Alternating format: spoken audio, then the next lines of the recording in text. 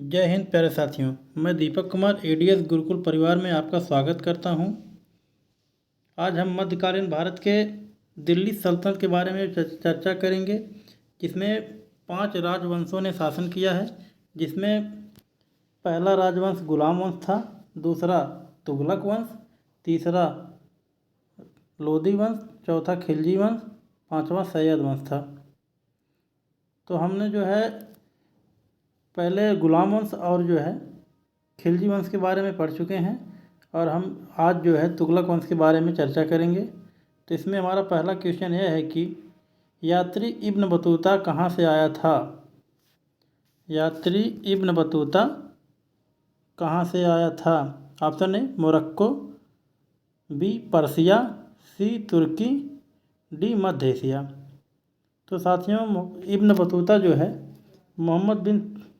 मोहम्मद बिन तुगलक के शासनकाल में मोहम्मद बिन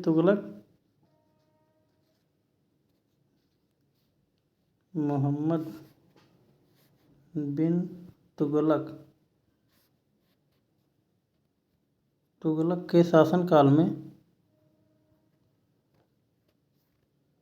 मोरक्को से आया था। कब आया था? तो यह 1333 ईस्वी में भारत आया था। तो हमारा दूसरा प्रश्न यह है कि मोहम्मद बिन तुगलक किसमें कुशल था। तो साथियों, ऑप्शन नंबर ए है कला, बी संगीत, सी हस्तलिपि, डी दर्शन शास्त्र। तो मोहम्मद बिन तुगलक अरबी, फारसी और खगोल शास्त्र, दर्शन शास्त्र, गणित, तर्कशास्त्र, इन सब में इसको पारंगत हासिल थी तो इसमें हमारा सही आंसर यह है कि दर्शन शास्त्र। इसमें हमारा सही आंसर दर्शन शास्त्र है। तो हमारा तीसरा प्रश्न यह है कि इब्न बतूता किसके शासनकाल में भारत आया। इब्न बतूता किसके शासनकाल में भारत आया? जैसा कि हमने पहले ही प्रश्न में पढ़ा कि यात्री इब्न बतूता कहाँ से आया था, तो हमने बताया था कि इब्न बतूता मोहम्मद बिन तुगलक के शासनकाल में मोरक्को से आया था। तो इसमें हमारा सही आंसर है option number B, Mohammad bin Tughlaq. तो हमारा तीसरा प्रश्न यह है कि तीसरा तो हो चुका। चौथा प्रश्न कि दिल्ली के किस सुल्तान ने खैरात विभाग, सरकारी अस्पताल और रोजगार दफ्तर बनवाया था।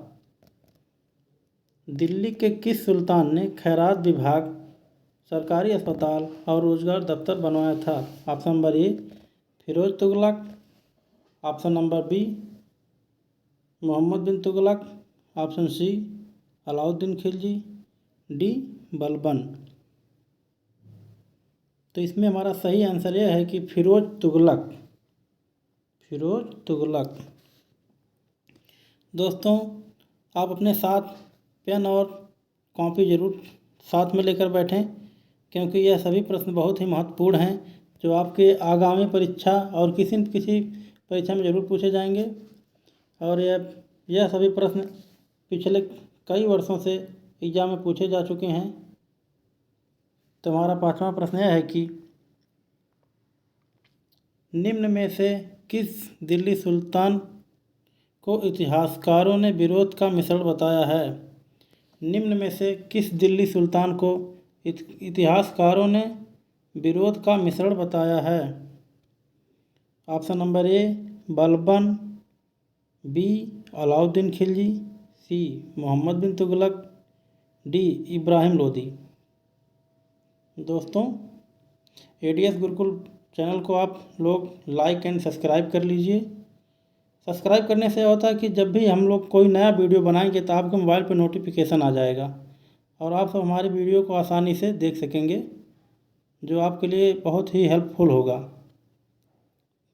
तो साथियों, इस प्रश्न का option number A B Alauddin Khilji, Mohammad bin Tughlaq, Ibrahim Lodi. तो इसमें हमारा सही आंसर यह है कि मोहम्मद बिन तुगलक। क्या आंसर सही है? मोहम्मद बिन तुगलक। और साथियों, मोहम्मद बिन तुगलक को विरोध का मिश्रण क्यों बताया गया था? क्योंकि इसकी जो नीतियाँ थी, जो सिद्धांत थे, सिद्धांत पर आधारित थे, ना कि व्यवहारिक थे। इसीलिए जो है मोहम्मद बिन तुगलक को जो है विरोध का मिश्रण बताया गया है। तो हमारा छठवां क्वेश्चन यह है कि किसने सन 1329 से 1330 के ईस्वी के बीच तांबे के सिक्कों के रूप में मुद्रा चलाई थी? किसने सन 1329 ईस्वी से लेकर 1330 ईस्वी के बीच तांबे के सिक्कों के रूप में मुद्रा चलाई थी? Option number A Alauddin Khilji, Ghiyasuddin Tughlaq, Mohammad bin Tughlaq, Firoz Tughlaq. तो साथियों, इसमें हमारा सही आंसर है मोहम्मद बिन तुगलक। मोहम्मद बिन तुगलक ने सोने और चांदी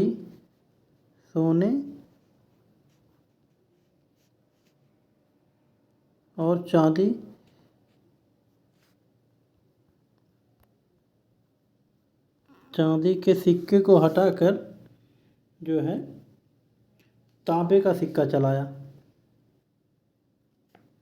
तांबे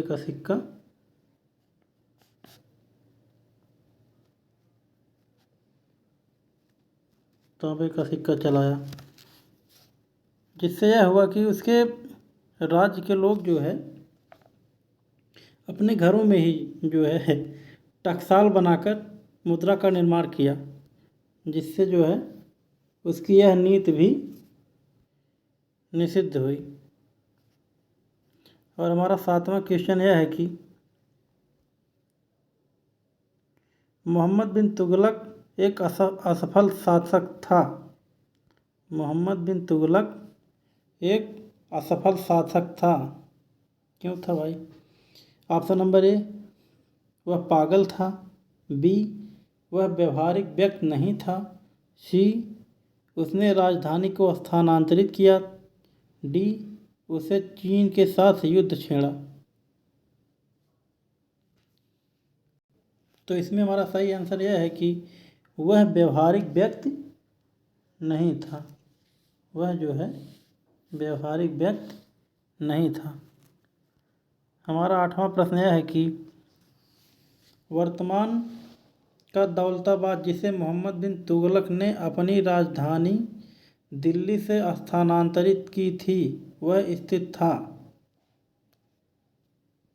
option number A Mysore, B Aurangabad, C Nizamabad, D Bhopal. वर्तमान का दौलताबाद, जिसे मोहम्मद बिन तुगलक ने अपनी राजधानी दिल्ली से स्थानांतरित की थी, वह कहाँ स्थित था? तो साथियों, इसमें हमारा सही आंसर है औरंगाबाद। इसने अपनी पहली नीति के तहत ही जो है इस पहली नीति के तहत ही जो है वह दिल्ली से वह औरंगाबाद से दिल्ली राजधानी स्थानांतरित की थी। तो इसमें हमारा नौवां प्रश्न यह है कि दिल्ली का सुल्तान जिसने ब्राह्मणों पर जजिया कर लगाया था, दिल्ली का वह सुल्तान जिसने ब्राह्मणों पर जजिया कर लगाया था, वह कौन था? ऑप्शन ए अलाउद्दीन खिलजी, फिरोज तुगलक, मोहम्मद बिन तुगलक या बलबन। दोस्तों, इसमें हमारा सही आंसर यह है कि मोहम्मद बिन तुगलक। सबसे पहले जजिया कर को कुतुबुद्दीन ऐबक ने लगाया था। कुतुबुद्दीन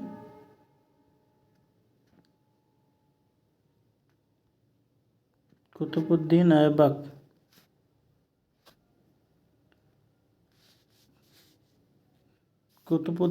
ने लगवाया था। उसके बाद इसको जो है अकबर ने मुग़ल साम्राज्य में ख़त्म कर दिया। और हमारा 10वां प्रश्न यह है कि मोहम्मद बिन तुगलक ने अपनी राजधानी स्थानांतरित की थी? मोहम्मद बिन तुगलक ने अपनी राजधानी कहाँ पर स्थानांतरित की थी? दिल्ली से वारंगल, दिल्ली से देवगिरी, दिल्ली से मदुरई या फिर दिल्ली से विजयनगर। तो साथियों इसमें हमारा सही आंसर यह है कि ऑप्शन नंबर बी, दिल्ली से देवगिरी। हमारा 11वां प्रश्न यह है कि निम्न में से तुगलक वंश के किस सुल्तान ने चांदी के सिक्कों की जगह तांबे के सिक्कों को प्रचलन में लाया? निम्न में से किस तुगलक वंश के सुल्तान ने चांदी के सिक्कों की जगह तांबे के सिक्कों को प्रचलन में लाया? Option A Ghiyasuddin Tughlaq, option B Mohammad bin Tughlaq, option C Firoz Tughlaq, D Muhammad Tughlaq. तो इसमें हमारा सही आंसर मोहम्मद बिन तुगलक है। प्रश्न संख्या 12, किस शासक ने अपनी राजधानी दिल्ली से दौलताबाद स्थानांतरित की थी? किस शासक ने अपनी राजधानी दिल्ली से दौलताबाद स्थानांतरित की थी? Option A Aurangzeb, B Mohammad bin Tughlaq, C Sher Shah Suri, D Changez Khan. इस प्रश्न का हमारा सही आंसर ऑप्शन नंबर बी है, मोहम्मद बिन तुगलक। तो दोस्तों आप अपने एडीएस गुरुकुल परिवार को लाइक और सब्सक्राइब करना ना भूलें। धन्यवाद। जय हिंद।